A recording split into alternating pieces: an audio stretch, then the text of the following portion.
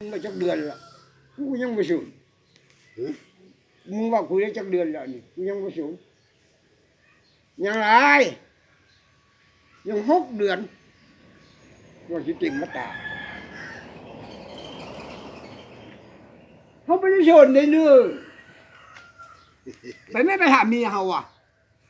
ผ้าเสื้อศอกอันผ้าห่มตัวโตสองหุ่นพวกนี้ไง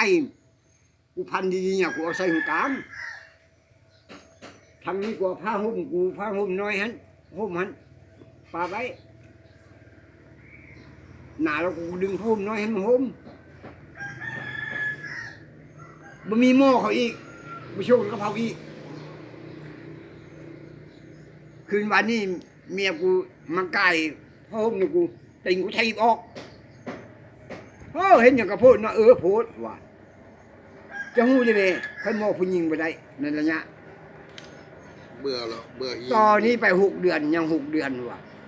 เขาตายแล้วเขาได้6 เดือนแล้วยัง6 เดือนปีนึงเขาให้ไก่จังไก่ใหญ่มันก็หัวนี่เอาเท่เลยมาเท่าเงี้ยมันอายุ50เขาบ่เบื่อ60บ่เบื่อ70เขาบ่เบื่อ80เขาบ่เบื่อ90ไปนี่เบื่อแล้วบ่เบื่อเขาว่ากูฟังหมดแล้วมึงอย่าไปมามึงอย่าเชื่องเล็บมึงเป็นผู้เชื่องเล็บเมียมึงบ่เชื่องนอนนำกันล่านี่นะผู้ชายนี่เขาดูขึ้นดูลงบักหมอมันแม่นบ่มึงอย่ามาดัวกูแม่คือกูนี่นอนสบายบ่งงไผอีกกูจะได้กูมากูเฮ็ดอย่างนี้น่ะกูถ้ามันขึ้นแล้วก็ไปต่อยแล้วก็มานอนเซ้ย